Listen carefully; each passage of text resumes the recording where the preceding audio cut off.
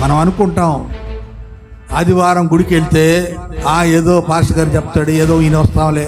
కాదండి, దేవుడు నీతో మాట్లాడుతున్నాడు. గుర్తుపెట్టుకోండి, దేవుడు నీతో మాట్లాడుతున్నాడు. దేవుడిని హెచ్చరిక చేసినప్పుడు హెచ్చరికకు నువ్వు లోబడాలి. నువ్వు లోబడకపోతే నష్టపోయేది నువ్వే. నువ్వు వినకపోతే నష్టపోయేది నువ్వే. భయపడ్డానికి చెప్పట్లేదు. ఏలి యాజకుడే, సీనియర్ పాస్టర్ గారు ఆయన. మరి దేవుడు ఆయనతో మాట్లాడలేదు. ఎందుకు? యాజకుడు ఏం చేశాడు? తన కుమారులను క్రమములో పెట్టుకోలేదు. తన